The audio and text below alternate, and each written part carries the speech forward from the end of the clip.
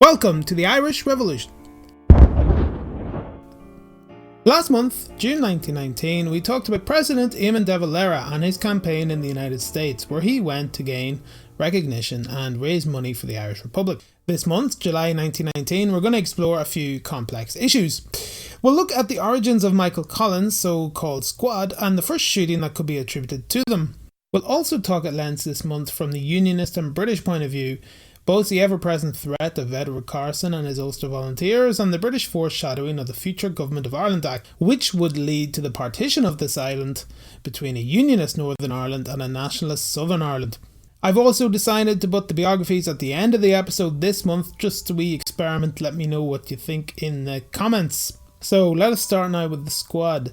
From the beginning of 1919, Michael Collins, the Irish Volunteers Director of Intelligence, Richard Mulcahy, the Chief of Staff, and Dick McKee, the Dublin Brigadier, were preparing for war against the British.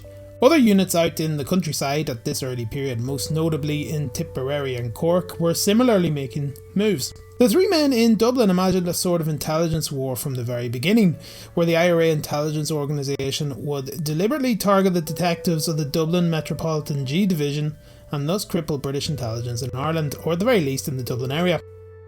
Collins had cultivated double agents within the Dublin Police G Division, such as Ned Broy, David Nelligan and Jim Kavanagh. We talk about Ned Broy in the February episode, by the way. In order to decapitate, Collins' words, this spy division of the Dublin Police, Collins formed the squad in mid-July 1919. This was a full-time execution squad recruited from Dick McKee's Dublin Brigade. The squad were headquartered in Upper Abbey Street, designed as carpenters, so they were always armed. On the 30th of July, they shot their first G-man, Patrick Smith. This would eventually lead to the formal suppression of Dáil Éireann, the revolutionary parliament, by Dublin Castle, the British regime in Ireland. By the end of 1919, the squad will have effectively neutered the G Division. In 1920, the war against it would intensify as Dublin Castle attempted to rejuvenate it, but the squad would prove to be remarkably effective, going on to wipe out 15 agents on Bloody Sunday, November 21st, 1920. But that's a story for another day. Alright, a look at Ulster now. There was an interesting exchange in the House of Commons on July 21st between the Prime Minister Lloyd George and Joseph Devlin, a nationalist member of Parliament for Belfast. Devlin asked George to consider, quite reasonably as one might have thought, the full application of US President Woodrow Wilson's principle of national self-determination. Lloyd George responded by saying that Ireland was not a nation. He stated that just because it was an island, it was not necessarily a nation. He stated that while a certain degree of self-determination would be permitted in the form of limited home rule, Ireland could not have a parliament in Dublin which would be able to oblige Unionist Ulster to join it. Devlin persisted in the point that Ireland was now governed by military force alone. He acknowledged that the Ulster question was a problem, but that the Paris Peace Conference had confronted similar challenges during the negotiations. And he insisted that Ireland was a separate nation, which was met with howls of derision in Westminster. George responded by decrying the present feud between what he described as the Catholic Celtic Irish race and the people of Great Britain. 1919 was a time of great fudging in London, much as it seems to be today. Earlier in the month, Edward CARSON, the great Unionist leader, had essentially threatened to use the Ulster Volunteers to resist any attempt to draw Ulster into the orbit of any hypothetical Dublin-based parliament, home rule or otherwise. The British Attorney General at the time had labelled CARSON's speech a hypothetical contingent threat.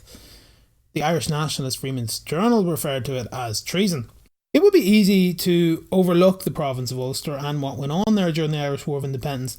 Ulster was different from the rest of Ireland in many ways, confusing the story, and the most obvious being that a majority of its population was in favour of maintaining the union with Britain.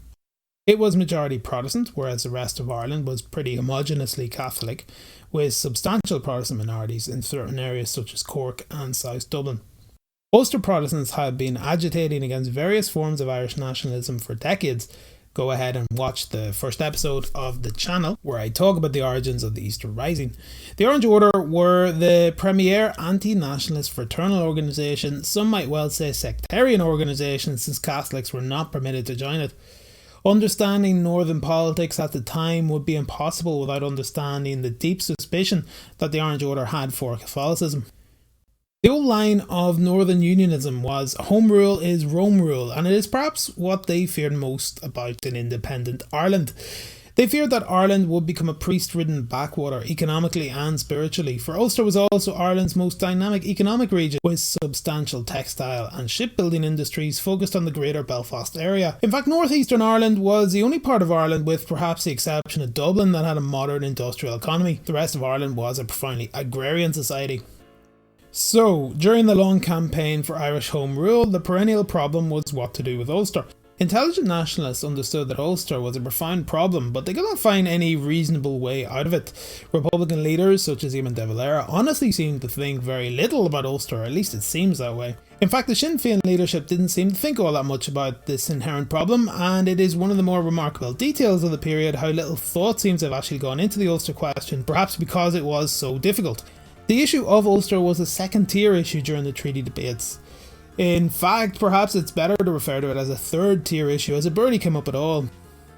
Okay, so I have the biographies at the end here. Let me go through them. Edward Carson, Joseph Devlin and Lloyd George. Give you a bit of context about these lads. So, first of all, Edward Carson was one of the great men of the Edwardian epoch. He was the leader of the Irish Unionist Party between 1910 and 1921 and was the most recognisable phase of Ulster politics during the Great Crisis of 1912 to 1914, when it looked like Ireland would erupt into civil war between the Protestant Unionist organisation, the Ulster Volunteers, and the nationalist organisation, the Irish Volunteers. With the creation of the devolved state of Northern Ireland in 1921, Carson resigned as he had no connection with the North. He was, after all, a dub. He warned Northern Protestants not to alienate their Catholic population, correctly predicting future social problems if they did so. Oh, just as an interesting historical curiosity, Carson was the barrister who defended the Marquess of Queensberry's criminal libel case against Oscar Wilde, who would later go to prison for the great, quote, crime, unquote, of gross indecency. Joseph Devlin was an extremely capable and wily politician, a rising young star in the geriatric Irish Parliamentary Party. Devlin was one of the 6 non-Sinn Féin nationalists who won a seat in the 1918 general election. He would later go on to dominate the post-1921 Irish nationalist movement in what was to become Northern Ireland. During the War of Independence, the 6 Irish nationalist members of Parliament took their seats in London and consistently spoke out against British policy in Ireland.